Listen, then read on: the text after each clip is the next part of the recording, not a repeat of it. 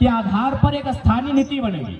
उस स्थानीय नीति को लागू किया जाएगा जो झारखंड की वैकेंसी होगी। झारखंड की वैकेंसी मतलब क्यों? और एक बात सुन लीजिए, हमारी लड़ाई कोई भाषा भाषी की नहीं है, बात को समझिए। हम लोग हर एक भाषा का सम्मान करते हैं क्योंकि भाषा किसी की माँ की है। भाषा मातृभाषा से जोड़ा जाता है। जैसे हम लोग का किसी का संथाली है, किसी का कुड़माली है, किसी का खोरटा है, किसी का मुंडारी है। महाराष्ट्र के अलावा उन तमाम राज्यों का, बाकायदा बिहार और यूपी क्यों न रहे, अगर हमारे मजदूर वहां पटना में, इलाहाबाद में रहकर मजदूरी करते हैं, उनका हम धन्यवाद देते हैं क्योंकि हमें मालूम है वो राज्य हमारा नहीं है। अब तो हमें वहाँ राज्यवासियों का अधिकार नहीं मिलेगा। बात बराबर है भाई? बराबर है, सही बात है। सही बात है ना? यानी अगर हम कहें कि महाराष्ट्र मराठियों का है, कोई दिक्कत नहीं। गुजरात गुजरातियों का है, कोई दिक्कत नहीं। बंगाल बंगालियों का है, कोई दिक्कत नहीं। बिहार बिहारियों का है, बरोबर है? बरोबर है। तो अगर हम कहें झारखंड झारखंडियों का है तो दिक्कत होना चाहिए। आप बनाएंगे, आप बनाएंगे, इसके लिए एक काम है, इसके लिए आप देखिए, हम महाराष्ट्र के भाई हैं, पूछिए इनसे।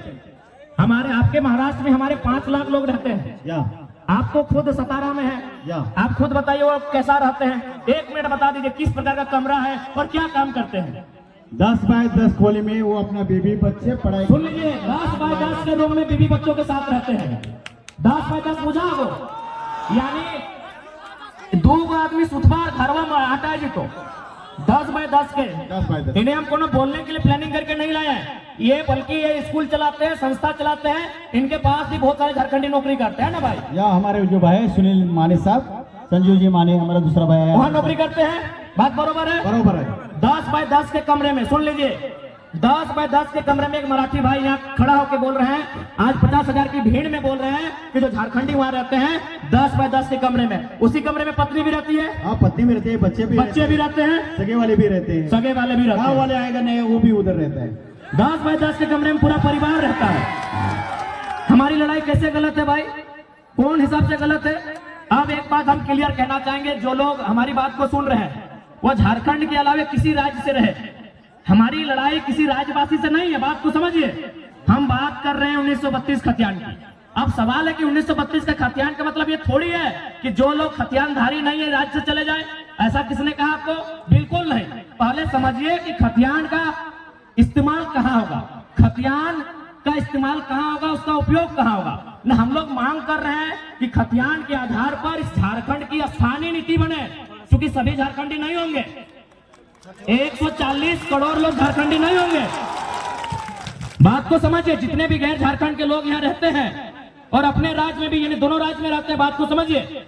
भारत की अभी जनसंख्या मान के चलिए अनुमान 140 करोड़ है, अनुमान मानते हैं, और झारखंड की जनसंख्या मोटा मोटी 3.5 करोड़ है।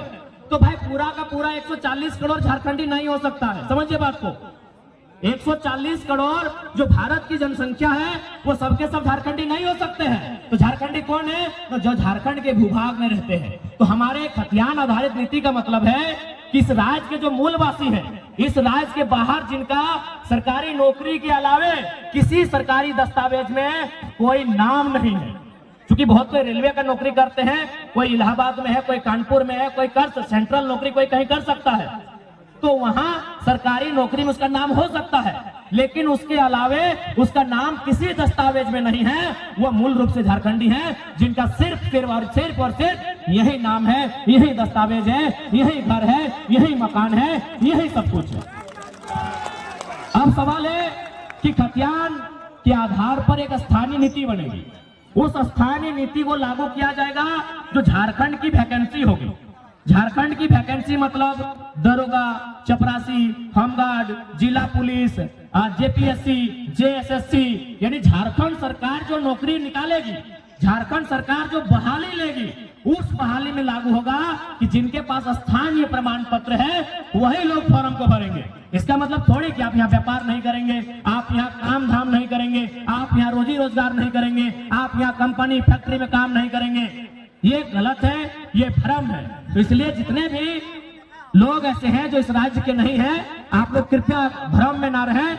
हमारा मांग क्या है, हमारा आंदोलन क्या है, उसकी असलियत को समझने का काम करें। और मैं बिल्कुल कहता हूं, जो लोग ईमानदारी से, जो लोग निष्ठापूर्वक इस विषय को समझते हैं, वो कर है हमारे साथ खड़े हैं।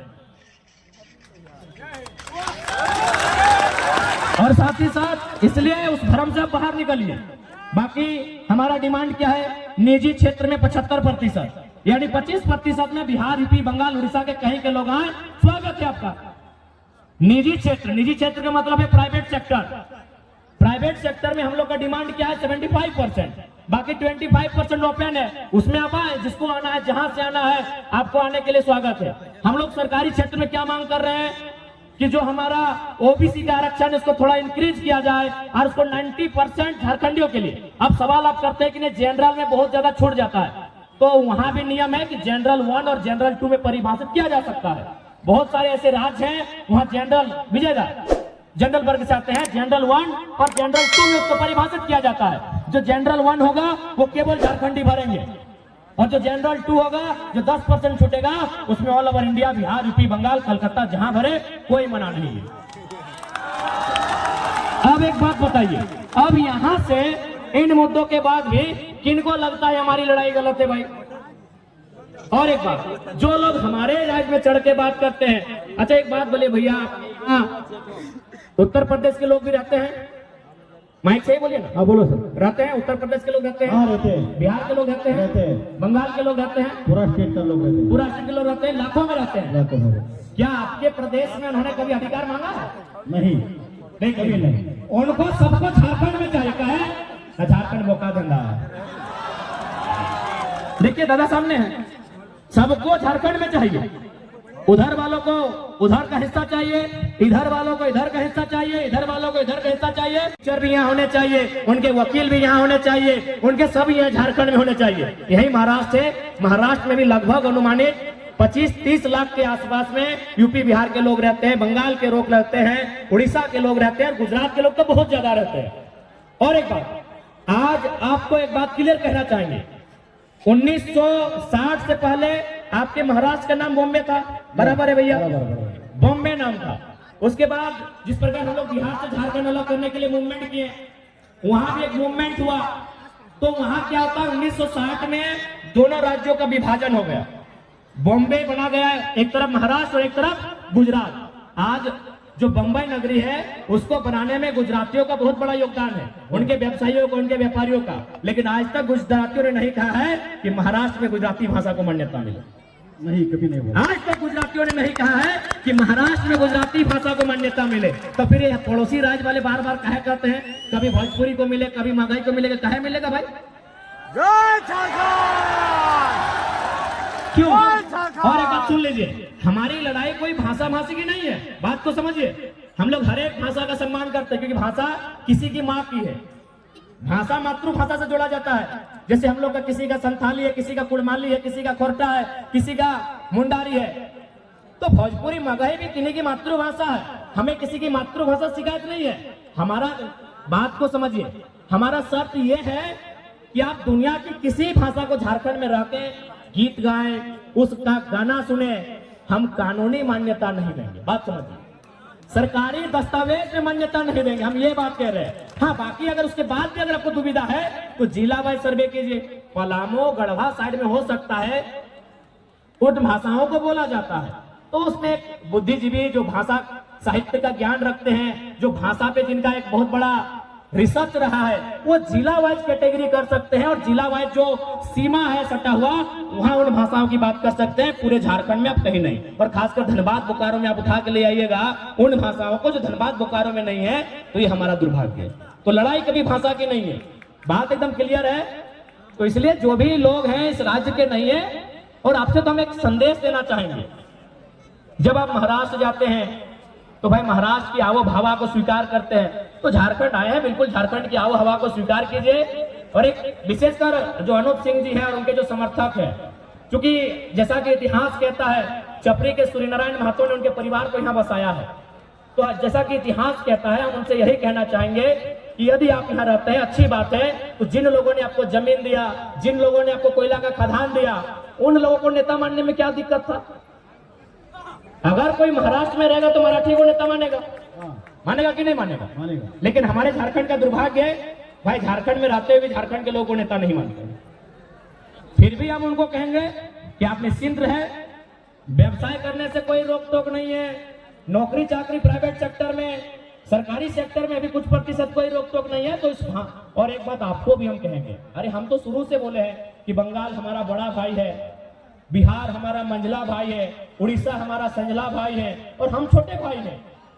हमने हमेशा बराबर कहा है कि बंगाल हमारा बड़ा भाई है, बिहार हमारा मंझला भाई है, उड़ीसा हमारा संझला भाई है और झारखंड छोटा भाई है। लेकिन एक सवाल हम कहेंगे, यदि मान के चलिए चारों भाई में बंटवारा हो जाता है तो क्या आपने कभी सुना है कि बड़ा भाई, मंझला भाई, संझला भाई मिलके छोटा भाई का हिस्सा में कब्जा करता है? कभी सुने हैं? तो सिंपल है, बंगाल को मिला है 88,000 वर्ग किलोमीटर, बिहार को मिला है 94,000 वर्ग किलोमीटर, उड़ीसा को मिला है 1,55,000 वर्ग किलोमीटर, सबसे कम हम लोग को मिला है 79,000 वर्ग किलोमीटर। जब हम बंगाल के 88,000 वर्ग किलोमीटर में 1 इंच नजर नहीं गड़ाते हैं, जब हम बिहार के 94,000 वर्ग किलोमीटर में 1 इंच नजर नहीं गड़ाते हैं, जब हम उड़ीसा के 1,55,000 वर्ग किलोमीटर में 1 इंच नजर नहीं गड़ाते हैं, तो भाई हमारे 79,000 वर्ग किलोमीटर सबकी नजर कहाँ है? अब एक सवाल ये भी आता है कि बहुत सारे लोग ये कहते हैं कि नहीं, हम लोग इसी राज्य के होकर रह गए हैं, अपना राज्य छूट चुका है। तो हम उनको कहेंगे कि आप लोग बिल्कुल दुविधा में ना रहें, एक श्वेत पत्र जारी कीजिए, एक श्वेत पत्र जारी कीजिए कि आप एक ही राज्य के स्थानीय निवासी हैं, आप दूसरे राज्य का किसी प्रकार का संवैधानिक लाभ नहीं ले रहे हैं। हम लोग की एक सर्वे की टीम बनेगी और उन लोगों को तरह दिया जाएगा। चलिए, आप ज्यादा समय नहीं लेके अब 10 मिनट संसद के चुनाव के बात करेंगे। बहुत सारे लोग कहेंगे कि हमारी लड़ाई मांग सही है कि नहीं है, तो स्पष्ट कहेंगे